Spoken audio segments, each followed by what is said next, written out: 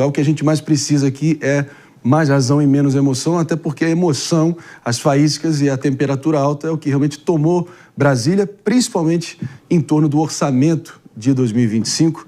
Praticamente no meio do ano a gente já vai se aproximando, o orçamento segue ali contingenciado, sob dúvidas, sobre negociações à torta e à direito, e vale a pena a gente trazer aqui o retrato mais preciso possível, no sentido de que o Congresso e o Planalto travaram uma batalha épica que parece não ter fim de jeito nenhum, pelo menos não no horizonte muito próximo. Só que dessa vez, em uma votação na Câmara e no Senado, o Congresso derrubou decretos do governo sobre o aumento do Imposto sobre Operações Financeiras, o já famoso IOF, e também alíquotas voltam ao nível de 22 de maio, dado o impasse que está posto.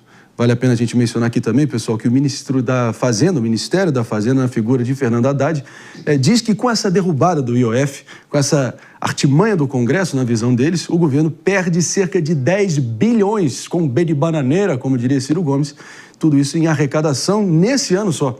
E o Planalto não fala em corte de gastos, realmente com algum efeito para reverter esse potencial prejuízo que está posto. E sim, avalia, recorrer, judicializar e para os deuses do Supremo para rever essa decisão dos parlamentares ou mesmo aumentar a forma de arrecadar ainda mais. É isso mesmo? Mano Ferreira, traz aqui para a gente o raio-x desse novo terreno que a gente está pisando em Brasília nesse momento, por favor. Marinho, a gente está falando de uma situação em que os políticos em Brasília, sejam no governo, sejam no Congresso, todos operam na lógica da farinha pouca, meu pirão primeiro.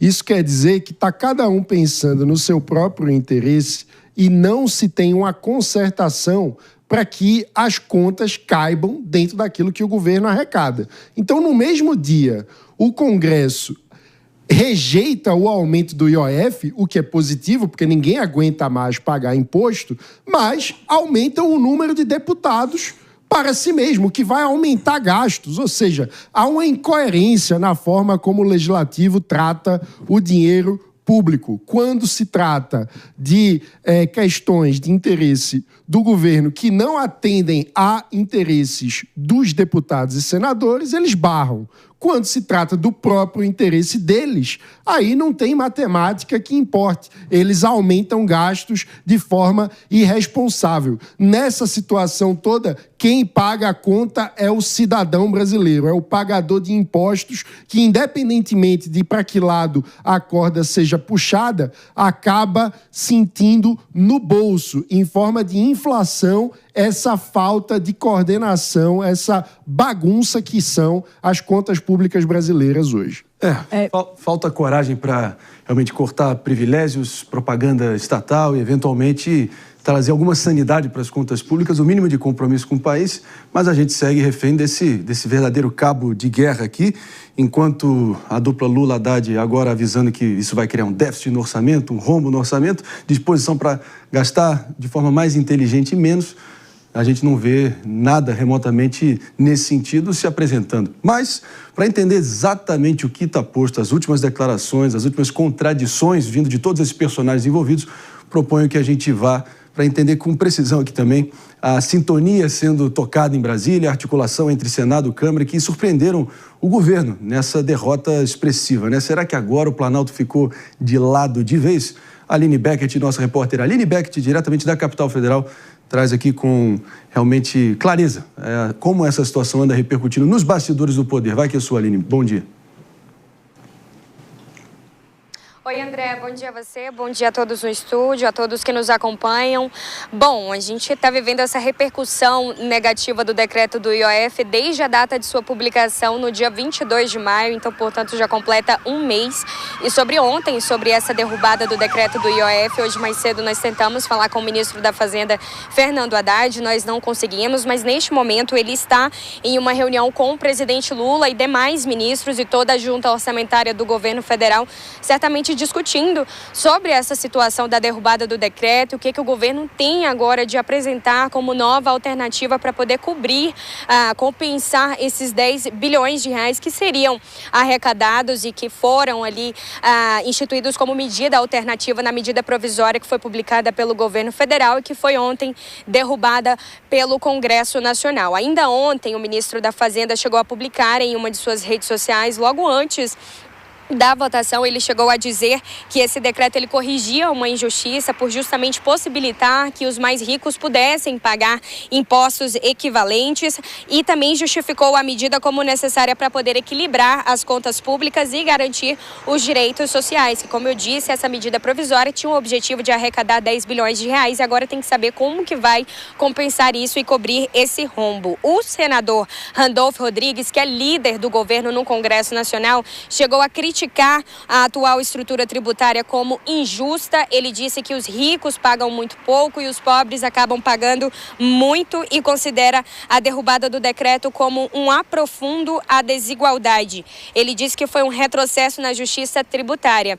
Já o líder do governo no Senado Federal, o senador Jacques Wagner, disse que não sabe bem se o governo federal vai entrar com uma judicialização no Supremo Tribunal Federal a respeito dessa derrubada do decreto, que é uma das possibilidades. Ou o governo entrar, judicializar esse processo, ou então corte de gastos, e aí isso chega a afetar programas sociais e também até as emendas parlamentares no Congresso Nacional, que como nós bem sabemos, é motivo também de briga entre o Congresso e o Executivo.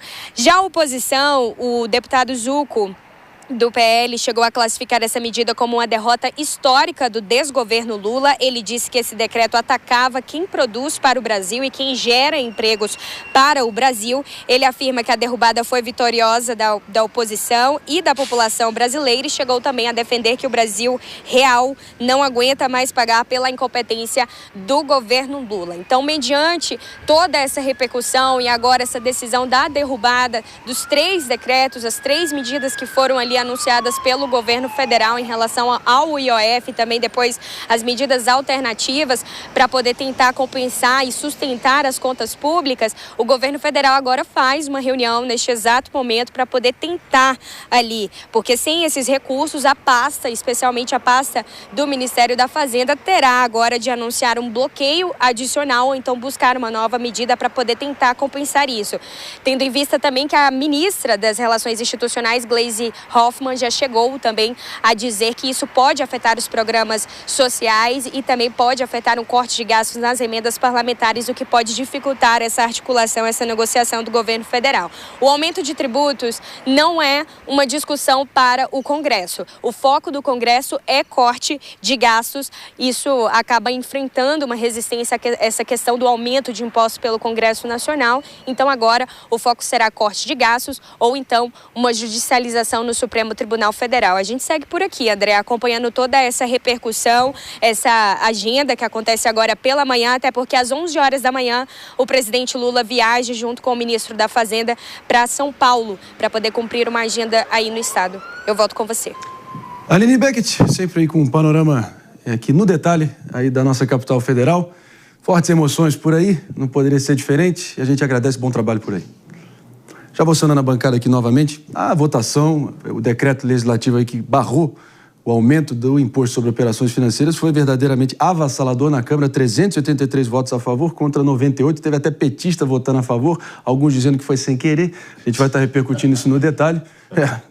Jamais subestimem a capacidade dos nossos parlamentares serem pitorescos, mas eu quero acionar Dias Peixoto aqui, até porque vale a pena a gente deixar claríssimo aqui, para não achar que esse aumento do IOF só ia afetar os barões da Faria Lima, do mercado, enfim. Vale a pena a gente só trazer aqui para todo mundo que está nos assistindo. Quero conversar com você aqui, porque o IOF é cobrado em tudo que envolve crédito, tudo que envolve câmbios, seguros, até investimentos. Então, quando o governo aumenta o IOF, ele encarece empréstimos, encarece financiamentos, encarece parcelamentos no seu cartão e compras internacionais. Ou seja, o povo sente na pele, pessoal. Fica mais caro financiar uma geladeira, parcelar a fatura, fazer um empréstimo para pagar a dívida ou até viajar, minimamente. Então, importante a gente ter isso em mente, não é isso, Dias? Não, perfeito. O IOF é um imposto que ele tem um impacto muito grande, principalmente no custo do crédito. Então, era até contraditório, né? Muito se falava sobre um governo que criticou tanto o Roberto Campos anteriormente pela taxa de juros e o custo disso no crédito, ter uma medida que com certeza tinha esse impacto negativo em relação ao valor do crédito.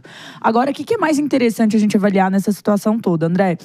Ontem, declarações variadas de grupos do PT foram que a ministra Gleisi foi pega de surpresa, ninguém sabia, Lindenberg Farias falando sobre isso, deputado federal e todo mundo muito chocado. O que aconteceu ali nos bastidores? Tem uma reunião que é a reunião de líderes. Normalmente o presidente da Câmara, nesse caso Hugo Mota, ele pauta as questões do dia, abre um espaço ali na reunião de líderes, mas ele estava tão ciente que ele ia pôr isso para votação, que mesmo com pressão de determinados deputados, que são lideranças de partidos que estão na base do governo, ele se negou a fazer isso e colocou em votação o PDL ainda assim. Isso é mais do que só uma surpresa, um desafio. Isso é uma crítica direta, isso é um cutucão muito forte no governo federal. E essa articulação, ela partir com esse aval da Câmara dos Deputados e do Senado Federal, é muito forte e causa uma situação de muito desconforto. E aí, o que é interessante? O ministro hoje, Haddad, ele veio a público, falou numa entrevista ao jornal Folha de São Paulo, ele falou um pouco, sabe sobre o quê? Sobre a judicialização. O PT e a base do PT têm defendido aí a judicialização. Segundo eles, é inconstitucional. Então, tem que pedir ajuda lá no Supremo Tribunal Federal, colocar isso em pauta para essa avaliação.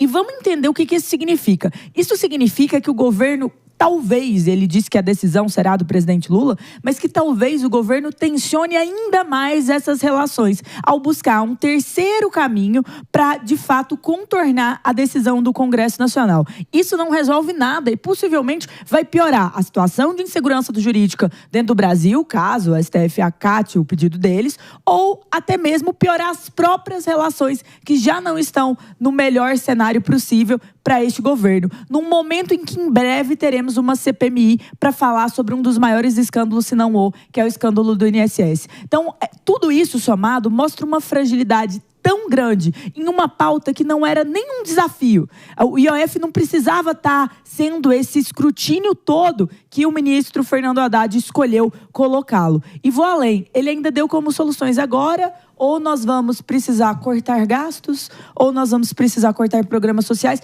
Demorou mais de 2 anos para o ministro Haddad chegar à conclusão óbvia que, desde o começo, todo mundo alertava a necessidade de corte de despesas nesse governo, que está definitivamente deixando o dinheiro correr solto. Mas na hora de salvar uma brasileira ou trazer o corpo de volta, aí não tem verba, não é mesmo?